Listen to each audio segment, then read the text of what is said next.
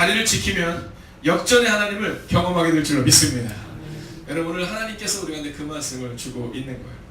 자, 오늘 본문의 말씀을 먼저 1절의 말씀을 보면 두 가지를 볼 수 있습니다. 첫째는 뭐냐면 기다렸고 부르짖었다라는 거예요. 기다렸고 부르짖었다. 인생을 살다 보면 기다릴 수밖에 없는 상황이 우리 가운데 종종 있습니다. 그냥 하나님이 기다리라고 말씀하시니까 그냥 기다리는 거예요.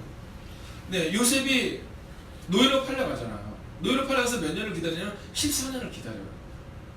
그냥 기다리는 겁니다. 뭐 다른 게 없어요.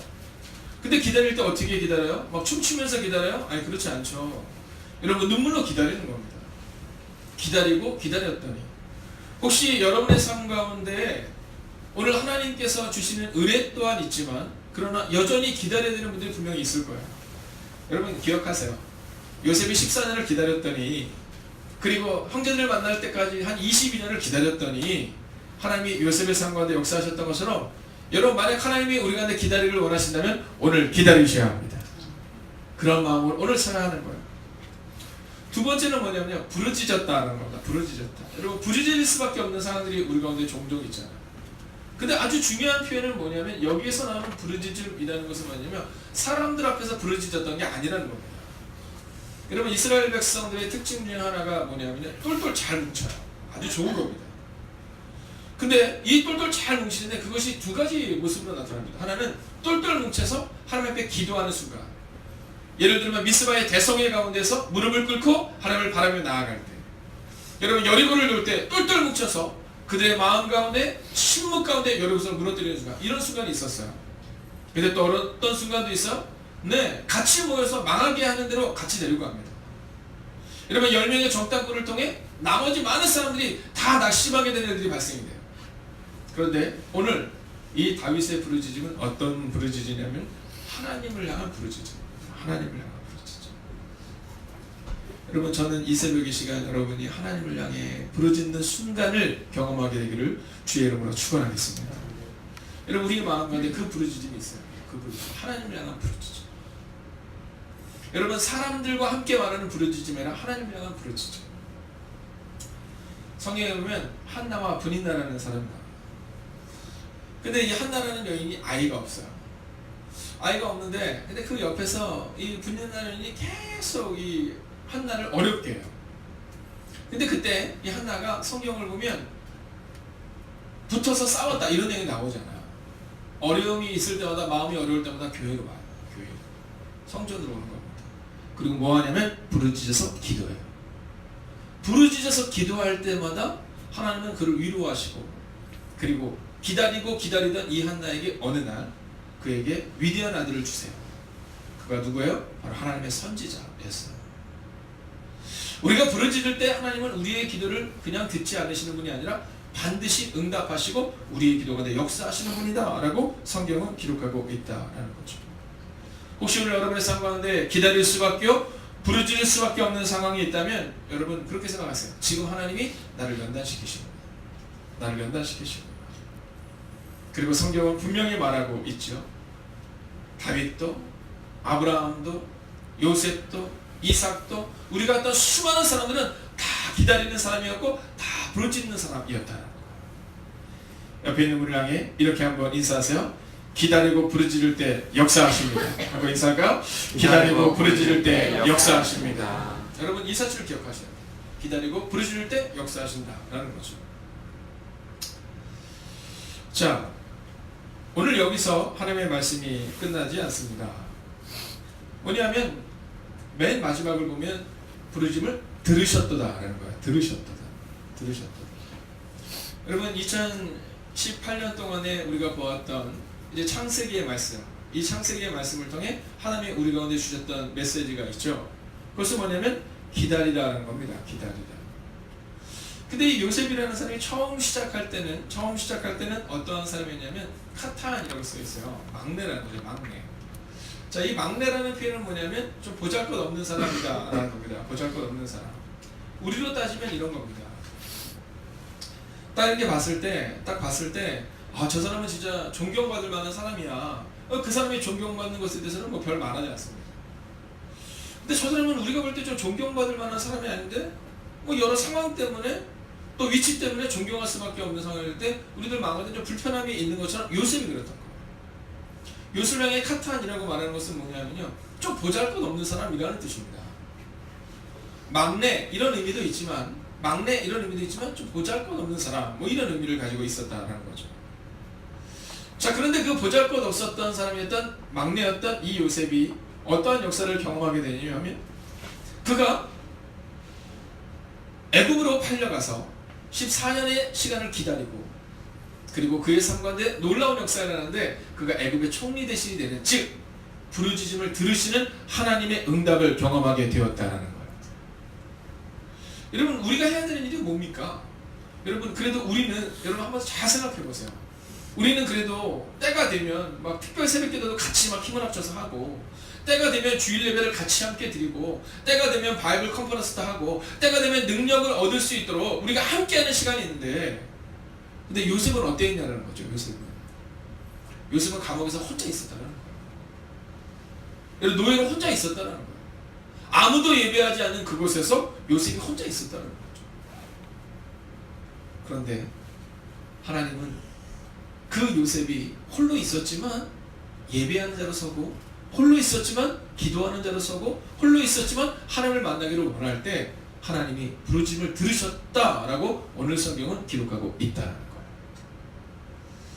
오늘 우리 가운데 내 옆에 있는 사람이 얼마나 감사해요. 내 옆에 있는 사람이 얼마나 감사해요. 어저께 제가 수요예배 때도 함께 말씀을 나누었지만, 평안교회에 있는 유문현 목사님이 이제 목회를 5년째가 되세요. 5년째가 되는데 드디어 이 지역에서 처음 전도가 된 거예요. 처음 전도가 된 거예요. 근데 제가 농담을 했어요. 묻지도 않는데 뭐 이렇게 길게 얘기하냐고 막 놀렸어요. 묻지도 않는데 뭐 이렇게 길게 얘기하냐고. 여러분, 그 하나님께서 이 5년의 기다림의 시간 가운데 한 영혼을 보낸 것에 대한 그 간구함이잖아요. 여러분, 그리고 하나님은요, 때에 맞는 사람을 보내세요. 때에 맞는 사람. 한번 따라할까요? 때에 맞는 사람이 됩시다. 때에 맞는 사람이 됩시다. 여러분, 때에 맞는 사람이 돼야 돼요. 때에 맞는 사람.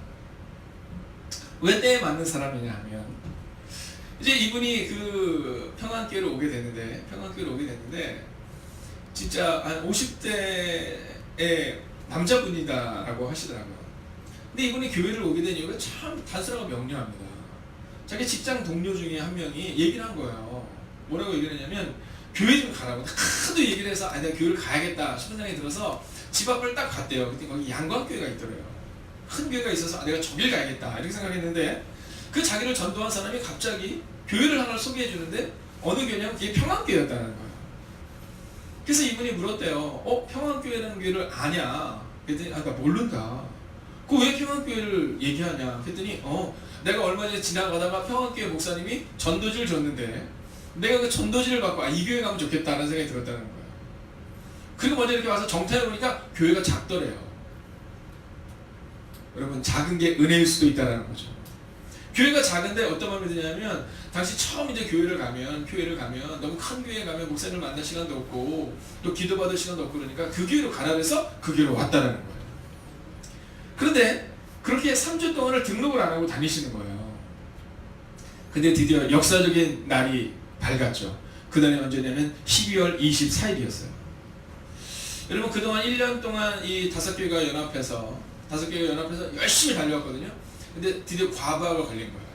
근데 그 과부의 끝이 어디였느냐면 12월 24일 날 은평천사원에 있는 아이들을 도와야 되는 일이 발생이 된 겁니다. 근데 그 애들을 돕기 위해서 거기 갔다 오셨는데 너무너무 힘드셨던 거예요.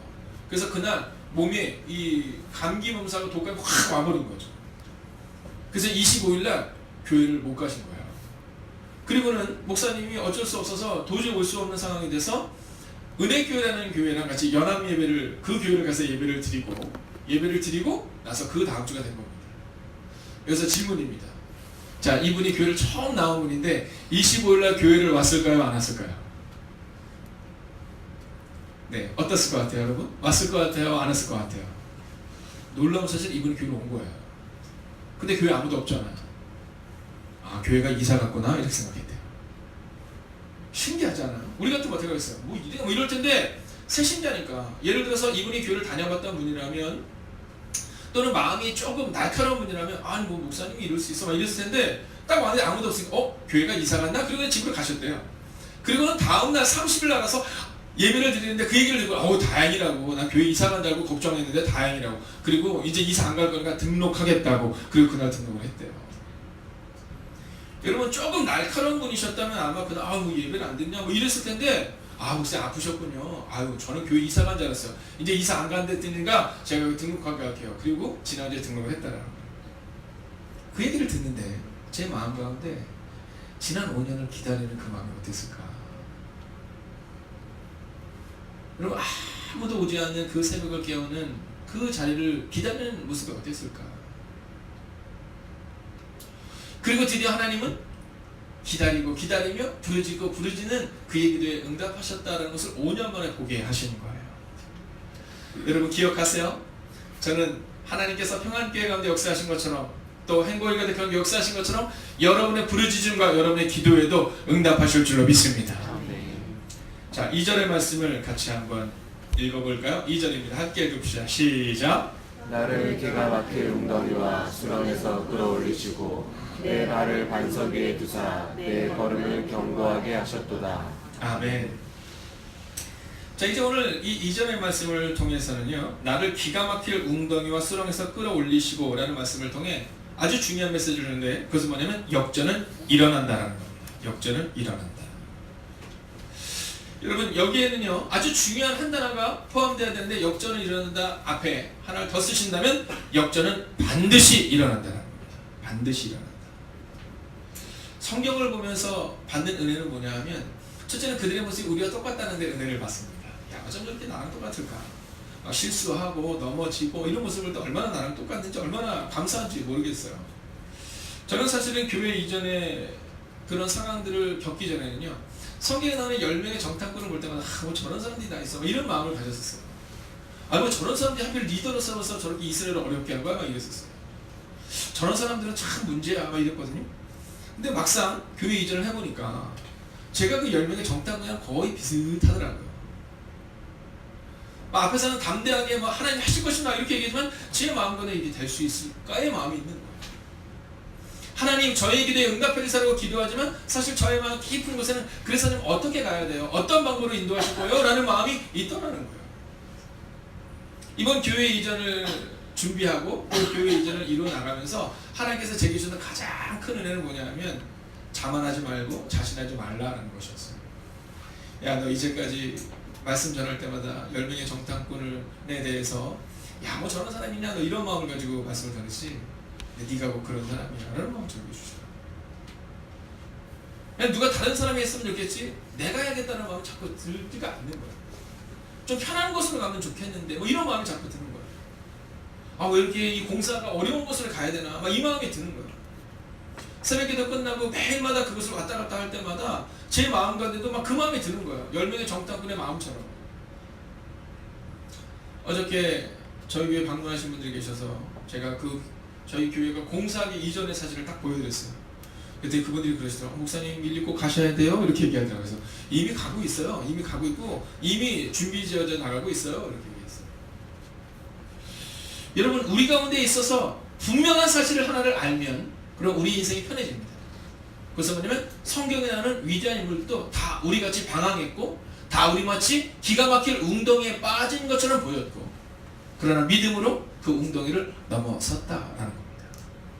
오늘 여러분의 가정 가운데에도 여러분의 힘으로는 이길 수 없는 문제가 반드시 있을 거예요. 그러나 여러분 기억하세요? 여러분의 가정 가운데 있는 문제가 어렵지만 하나님은 여러분의 가정을 반드시 역전시키실 줄로 믿습니다. 아멘. 우리 가운데 그 마음이 있으면 된다라는 거죠. 자, 여기서 또 한 가지 우리가 기억해야 되는 것이 있는데, 그것은 뭐냐면 하나님이 하셔야 한다는 겁니다. 하나님이 하셔야 된다. 자, 오늘 이 시편을 쓴 사람이 누구냐면 다윗입니다. 다윗. 근데 사실 우리는 이 시편의 주인공을 다윗이라고 말하지 않죠. 누구라고 말합니까? 하나님이라고 말합니다. 여러분 우리는 종종 요셉이 혹은 다윗이 혹은 바울이 주인공으로 생각하지만 그들은 조연일 뿐이에요. 정말 주인공은 누구냐면 하나님이시다라는 거예요. 오늘 이 새벽 이 시간 우리의 마음 가운데 기억해야 되는 것은 뭐냐면 내 인생의 주인은 내가 아니라 하나님이시다라는 마음을 가져야 한다는 거죠. 자, 오늘 이 본문을 보면 자세히 보면 이렇게 기록합니다. 나를 기가 막힌 웅덩이와 수렁에서 끌어올리시고, 여러분 내가 올라갔다가 아닙니다. 그분이 끌어올리셨다라는 겁니다. 그분이 끌어올리셨다. 여러분 인생이 왜 안 되냐면 내가 하려고 하니까 잘 안 되는 겁니다. 여러분 인생이 왜 어렵냐면 내가 하려고 하니까 잘 안 되는 거예요. 인생은 내가 하는 것이 아니라 하나님이 하셔야 되는 겁니다. 하나님이 끌어올려 주셔야 되고 하나님이 인도해 주셔야 한다라는 거죠. 오늘 이 본문을 다윗이라는 사람을 통해 기록되었다고 말씀을 드렸는데요. 이 다윗은 이스라엘의 두 번째 왕입니다. 그러니까 이스라엘의 초대 왕은 누구냐면 사울이라는 왕입니다. 옆 사람에게 한번 인사하세요. 사울 되지 말고 다윗 되십시오. 사울 되지 말고 다윗 되십시오. 여러분 사울 되지 말고 다윗 되십시오. 여러분 성경을 보면 첫 번째 왕이 누구냐면 사울 왕이라는 왕입니다. 근데 이 사울 왕을 누가 뽑았어요? 하나님이 뽑으신 겁니다. 여러분 이 사울 왕을 사울이 왕이 되겠다고 뽑은 것이 아니라 하나님이 뽑은 거예요. 여러분 우리도 마찬가지입니다. 우리가 장로가 되고 권사가 되고 집사가 됐을 때 여러분 하나님이 우리를 뽑으신 거예요. 여러분 목사로 하나님이 저를 부르셨을 때 제 마음에 분명한 사실은 누군가가 나보고 목사가 되려고 하는 것이 아니라 하나님이 저를 뽑으셨다는 거죠. 근데 이 사울에게는요 하나님이 뽑으셨지만 자기 마음대로 자기의 미래를 결정하는 우를 범하게 됩니다. 이 사울이 하나님께 결정적으로 버림을 받게 되는 사건이 발생합니다. 그 사건이 뭐냐면 아말렉과의 전쟁이에요. 자 이제 이 사울이 전쟁을 하러 딱 나가는데 하나님께서 얘기하세요. 야 아말렉과의 전쟁 가운데 있을 때 거기서 얻게 되는 양과 소나 이 모든 것들을 다 돌이켜라. 다 죽여라. 그것도 지금 하나도 가지고 오지 마라. 이렇게 얘기해요. 근데 그때 선지자가 좀 늦게 갑니다. 근데 거기를 딱 가니까 하나님께서 분명히 양과 소와 모든 것을 다 멸하라고 얘기했는데 막 여기저기서 양 소리 뭐 염소 소리 막 소리가 막 들리는 겁니다. 그래서 선지자가 가서 묻습니다. 사무엘이 뭐라고 말하냐면 이렇게 말해요. 아니 왕이시여 하나님이 다 멸하라고 했는데 이것들이 다 뭡니까? 이렇게 얘기해요. 이것들이 다 뭡니까? 근데 그때 이 사울 왕이 뭐라 하냐면 이렇게 얘기해요. 예. 그때 우리 가운데 아주 우리가 잘 알고 있는 말씀이 나오죠. 이 모든 것들 다 하나님께 예배를 드리려고 남겨둔 겁니다. 이렇게 얘기해요. 근데 그때 사무엘이 뭐라고 말하는지 아세요? 이렇게 해요. 순종이 제사보다 낫고 듣는 것이 순양의 기름보다 낫습니다. 하나님이 언제 당신에게 이것들을 받겠다고 말씀하셨습니까? 우리는요 우리가 좋은 것을 드리려고 하지만 하나님은 우리 가운데 순종을 드려라 라고 말하거든요. 자 그러면 이 사울 왕은 왜 그것들을 남겨뒀을까요? 사람들의 시선을 의식한 겁니다. 그 당시에는요 전쟁을 하고 나면 전쟁에서 이긴 사람들에게는요 전리품을 나눠줬어야 돼요. 예를 들어서 제가 김홍식 권사님이랑 이강원 권사님이랑 전쟁을 갔다고 칩시다. 우리가 이기잖아요? 그럼 그 전리품 가운데 50은 이강원 권사님에게 50은 김홍식 권사님에게 나눠줘야 되는 거예요. 자 지금 하나님께서 사울에게 명령하신 것은 뭐냐면 네가 사람들을 의식하지 말라라는 거야. 사람들을 바라보지 말라라는 거야. 나만 바라보라는 거야. 근데 사울은 사람들을 의식해서 그 모든 것들을 남겨두고 개인의 욕심으로 인하여 그 모든 것을 남겨두고 그리고 나중에는 뭐라 하냐면 하나님께 예배하기 위해서였어요. 이렇게 얘기합니다. 여러분 우리는 종종 하나님의 뜻대로 살지 못함에도 불구하고 하나님을 위해서 그랬어요 라는 핑계를 댈 때가 있죠. 여러분 그 이유가 뭡니까? 바로 내가 하려고 하기 때문이야. 내가 하려고 하기 때문에. 여러분 꼭 기억하셔야 돼요. 내가 주인이 되고 내가 결정하고 내가 나아가고 내 판단대로가 아니라 오직 하나님이 나를 기가 막히게 웅덩이에서 끌어올리실 때까지 기다릴 수 있어야 돼요. 그래야 역전을 경험할 수 있다라는 겁니다. 우리는 종종 내가 올라가려고 발버둥 치지만 여러분 생각해보세요. 내가 올라가려고 발버둥 쳐서 잘 되던가요? 잘 되지 않아요. 하나님께 맡기고 하나님의 응답을 경험하고 체험해야 그래야 하나님께서 우리의 길을 이끄신 것을 경험할 수 있게 된다라는 거예요. 여러분 이제 이렇게 하나님께서 끌어올리심을 기대하고 소망했던 이 다윗에게 주시는 하나님의 두 가지 은혜를 나누고 말씀 마치려 합니다. 첫 번째는요 2019년 여러분의 인생 가운데 한번 따라할까요? 반석 위에 두실 것입니다. 여러분 2019년은요 하나님이 다윗을 끌어올리셔서 반석 위에 두셨던 것처럼 여러분의 인생이 반석 위에 두는 인생이 될 줄로 믿습니다.